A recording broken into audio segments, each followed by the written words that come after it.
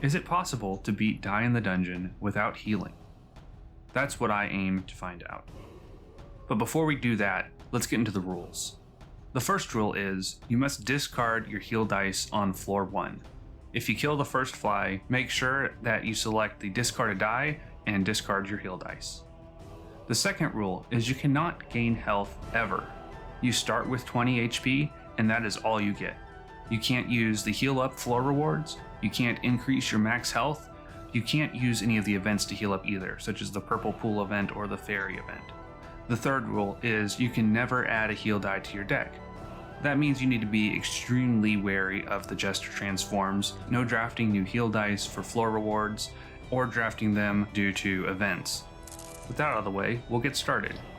The Zero Heal Challenge starts, like every other run, by killing this fly, and I'll discard my heal dice. Won't be needing that, it makes me weak anyway. On floor 2, I got the discard event. I'm going to discard my boost die. There are 2 ways that I have of avoiding damage. The first one is using my block dice to block attacks and incoming damage. The second one is killing the enemies before they can attack me. I'll need these 2 attack dice plus boost to output enough damage to kill a moth faster than it heals up, or to one-hit a fly. Speaking of which, floor 3 has 2 flies. I'm going to play very cautious here, so I'm going to build my defense. A fly's weak attack does 1 to 2 damage, and a strong attack does 3 damage, so I'll need to make sure that I have at least 6 block to avoid taking damage here. Since I don't want to take any unnecessary damage, I'm going to start upgrading my block dice first. Floor 4 is a moth. That's perfectly fine by me. The moth will be easy to eventually kill without taking damage, it just takes a while. I'll use his first turn where he just heals to build up my own defense so I'm not surprised by an attack later on, and then just keep attacking until he is dead. I'm going to continue to upgrade my block to a gold tier. Floor 5 has 2 flies and a spider archer. These spiders are very dangerous, they do 2 attacks and can put out a lot of damage, especially if there's more than one of them. I will use my upgraded block dice here to just turtle up. I'm going to keep putting out slightly more block than their attack, and I'll just slowly build up block over time, and then start mixing in some attack dice to slowly kill these goons off. At this point, my block is sufficient enough to keep me through the early floors from being attacked, and on floors with multiple enemies, I may need to kill some of them first, so I'll need to upgrade my attack dice too. Floor 6 has 2 ants and a fly. Need to be careful here as they're all doing medium attacks. They should only do 3 damage, so 6 defense should be just enough. I'll keep putting on just enough defense to shield me from their attacks and kill them. I'm going to upgrade one of my attacks now to gold. Floor 7 is just 3 ants, pretty easy to kill one each turn and still put out enough block to avoid taking damage. I'm going to upgrade my other attack, as there will be some stronger enemies later on that I'll need to kill before they can damage me. On floor 8, I get the Grow/Glass event. I put the Grow on defense, that's going to help me with my turtle strategy, and the glass one on the boost, which is unfortunate. With my deck as upgraded as it is, these floors are pretty easy at this point. I go ahead for the floor reward and get a new silver boost dice. Floor 10 has 2 flies and a moth. For the floor reward, I discard the glass boost. You can tell that my upgraded deck is keeping up with the difficulty. Floor 11 has a moth, a spider archer, and a mimic. I really want to avoid damage, and my gold attacks can take care of these enemies once I've built up enough defense.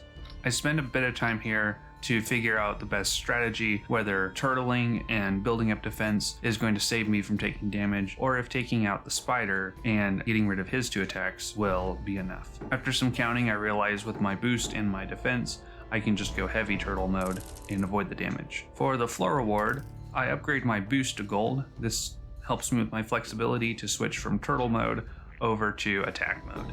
On floor 12, I'm met with a fly, a spider archer, and a shield beetle. I use a combination of attack at the beginning to get rid of threats, and put out enough defense to save me from taking any damage. For the floor reward, I was able to draft a hollow mirror dice, which I felt would be extremely valuable paired with the boost. On floor 13, I fight an elite shield beetle. We get into a long drawn-out slugging match, which I am able to win because my attacks and defense are climbing at an increasing rate. Floor 15, there are 2 spider archers and a fly. You can see the floors are starting to get kind of dangerous. The spider archers each have 2 attack and can put out a lot of damage. The hollow mirror is very powerful and flexible. It lets me duplicate for free one of my dice on the board. You can see I can use it for attack, put out a huge amount of damage, or I can swap it and duplicate block and generate a ton of defense. And for the floor reward, I upgraded my Hollow Boost die.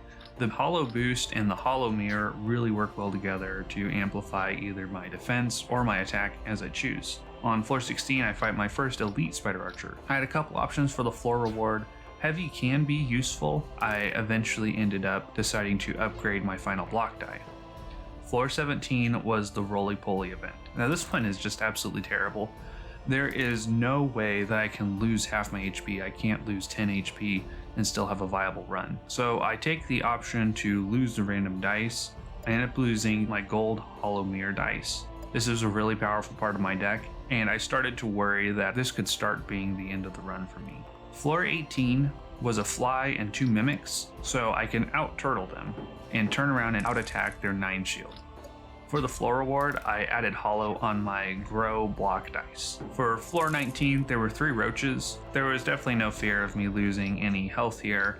I could always just play block dice, but roaches are just always annoying. For the floor reward, I discarded my normal boost. This brought my hand back down to 5, all gold level, and 2 of them being hollow. So even though I had lost my powerful mirror dice, I still entered the Queen Bee fight on full health. This Queen Bee fight had me worried. The Queen Bee has a special ability, which takes 1 turn for her to charge, and the next turn she does 2 very strong attacks and deals a minimum of 22 damage, which is more than my maximum shield. I need to avoid taking damage with her normal attacks, which can deal 11 to 13 damage, and I need to kill the bee quickly before she does too many of her special attack moves. Now I have 2 hollow dice, so I can play all 5 of my dice every turn. However, a couple turns in, the Queen Bee is still at 2/3 of her health and has her special attack. Even though I am fully shielded with 20 shield, she still breaks through and I lose 4 health in total due to her attacks. For the rest of the bee fight, I continue to both defend and attack. I boost them just about evenly so that her normal attacks don't deal me any more damage. I'm actually able to kill the bee before she does her double attack again. There were no helpful floor rewards. Of course, there was no way I could discard one of my dice from my deck, and for the new dice, they gave me the opportunity to pick not 1, but 2 heal dice. Thanks, I don't want to lose my challenge here. The silver hollow block dice, it won't put out enough block to be useful to me right now, so I skip. Oh, and also, the other boss battle reward is to heal all HP, which I won't be able to do either. Thanks. Now, these late floors for floor 21 through 24 have a big difficulty spike. The enemies here are much tougher, and I could definitely take some damage here. In fact, floor 21, I met with triple elite archers. This is my worst fear for the run, and this could potentially end the run altogether. The elite archers would all hit me with medium attacks.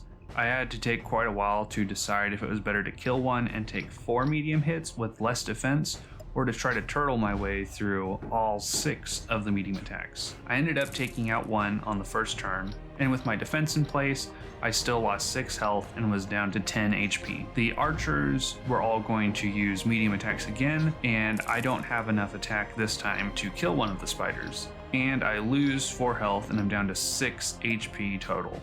Next turn, the remaining archer had a strong attack and a medium attack, but at this point I'm able to generate enough block and put out attack that this fight is now over. There was also no floor reward on 21 worth getting. Floor 22 had 2 elite shield bugs and a mimic. That being said, my deck was strong enough to continue to play all 5 of my dice, and I put out enough defense to avoid taking any damage from these beetles and put out enough attack to get through their shield and kill them.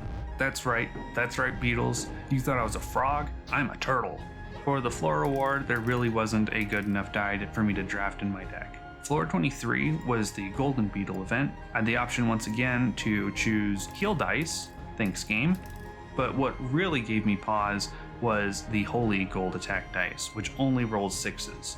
It's a strong attack. I didn't know if adding another attack dice would weaken my block and let me start taking damage. I ended up passing on this one.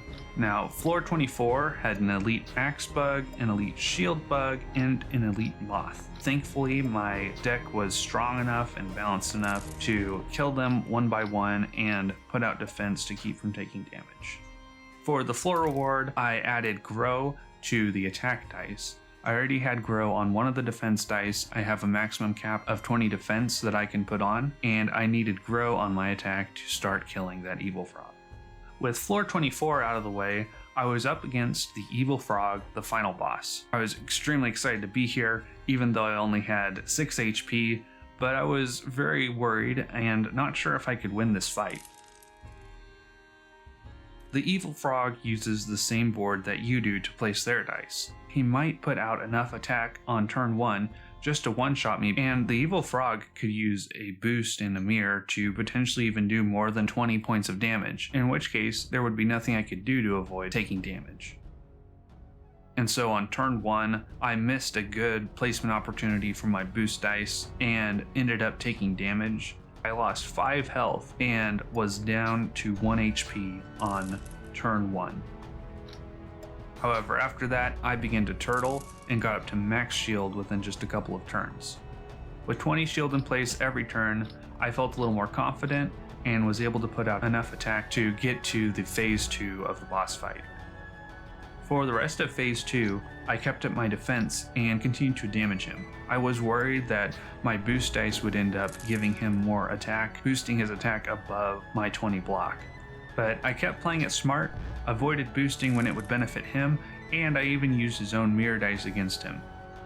Ultimately, without my boost, he was not able to get through my shield, and I slowly chipped away at him until I won. This challenge really changed up the game. It was a much different feel from a speedrun. There are a lot of the same principles about deck building and about die placement, but overall, less adrenaline and more just outright stress. But this was a really fun run to do. Put quite a challenge into the game, so I would encourage you to try it out as well. Leave a comment below if you were able to defeat the evil frog without using a single heal. Make sure to follow the rules from the beginning and let me know what you learned. And while you're there doing that, make sure to subscribe to see me do more Die in the Dungeon challenge runs.